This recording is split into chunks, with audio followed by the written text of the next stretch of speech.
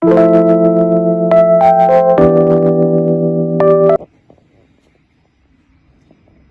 Friends, નમસ્તે. વિનાસ કિચનમાં સ્વાગત છે.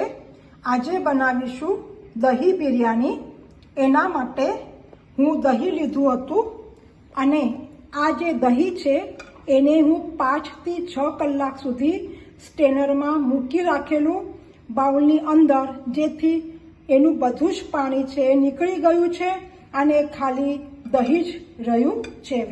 હવે આ જે દહીં છે એ મિક્સિંગ બાઉલમાં કાઢી મૂકીશું.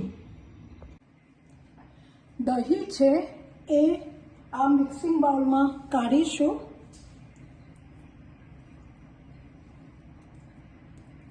આ બધાની સામગ્રી છે એ હું ડિસ્ક્રિપ્શનમાં આપી દીધી છે,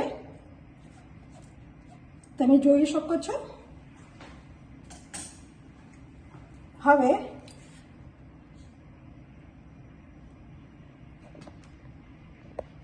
આની અંદર ખાંડ નાખીશું અને ખાંડને બરાબર મેલ્ટ કરી લેવાની છે આની અંદર. હવે હું ખાંડને બરાબર મેલ્ટ કરીશ. ખાંડને મેલ્ટ કરી રહીશું. હવે આની અંદર આ જે રાઈના કુરિયા છે એ નાખીશું. જો તમારા પાસે રાઈના કુરિયા ના હોય તો તમે થોડાક રાઈ લઈને એને પેન ઉપર ડ્રાય રોસ્ટ કરી એને ગ્રાઇન્ડ કરી લેશો. ઇલાયચી પાવડર નાખીશું આના અંદર. સ્વાદ અનુસાર થોડુંક જ મીઠું નાખવાનું છે અને ફરીથી હલાવી લઈશું. આ રેસીપી બહુ ઇઝી પણ છે અને બહુ ટેસ્ટી પણ લાગે છે અને હેલ્ધી પણ છે. હું આ સ્ટેજ હલાવી લઉં છું વ્યવસ્થિત રીતે. હવે એને સાઈડમાં મૂકીશું અને જે આ ફ્રૂટ છે આપણી પાસે, તમને જે પણ ગમતા હોય એ ફ્રૂટ તમે એને કટ કરી શકો છો. હું આનામાં આ જે બધા ફ્રૂટ છે એ લેવાની છું, તમે જોઈ શકો છો. તમને જે પણ ફ્રૂટ ગમતા હોય તે નાખી શકો છો. હું આની અંદર ડ્રેગન ફ્રૂટ નાખવાની નથી, કારણ કે હું ડ્રેગન ફ્રૂટ નાખીશ એ મારી જે આ બિરયાની છે લાલ થઈ જશે, તો હું એને સ્કીપ કરવાની છું. તમે જોઈ શકો છો. હવે આને આ ધોયેલા છે, હવે એને હું નાના નાના કટકા કરી લઈશ. જે ફ્રૂટ છે એ હું કટ કરી લીધા છે.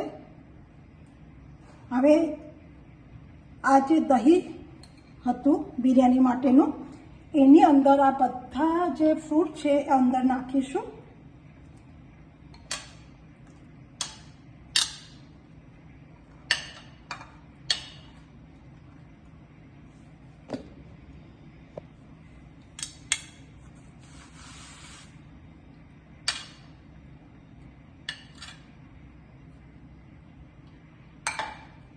અને એક વખત હલાવીશું. હું આની અંદર થોડાક ક્રેનબેરી પણ નાખું છું. જો તમારી પાસે ના હોય તો તમે સ્કીપ કરી શકો છો. તૂટી ફૂટી નાખું છું અને દ્રાક્ષ નાખું છું. આ 3 વસ્તુ છે, તમારા પાસે નહીં હોય તો તમે એને સ્કીપ કરી શકો છો. હવે ફરી એક વખત આપણે હલાવી લઈશું. ત્યાં સુધી હું ગેસની ફ્લેમ ઉપર ચારકોલ હોય છે એને હું ગરમ કરવા મૂક્યું છે.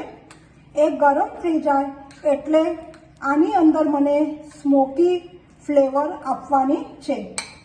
તો હવે એની આગળ પ્રોસેસ કરીશું. આની અંદર આવી નાની ડીશ મૂકવાની છે અંદર, અને પછી એના ઉપર જે આપણે ચારકોલ છે ગરમ કરવા મૂકેલો સ્મોકી ફ્લેવર માટે, એ ઉપર મૂકીને ઢાંકી દેવાનું છે.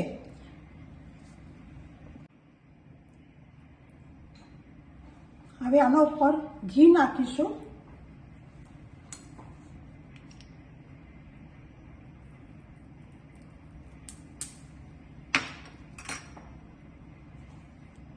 એ બંધ થશે પછી આ જે ઢાંકણ છે એ ઢાંકી દેવાનું છે ઉપર.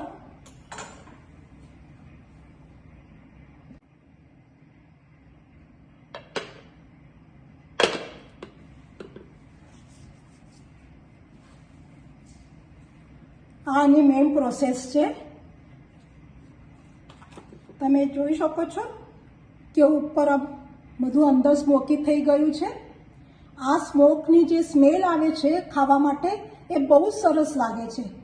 જો તમને આ રેસીપી ગમશે તો તમે લાઈક, શેર, સબસ્ક્રાઈબ અને બેલ આઇકોનને દબાવો, જેથી નવા વિડીયોઝ તમારા સુધી પહોંચી જશે. તમે ચોક્કસ એક વખત આ ટ્રાય કરશો.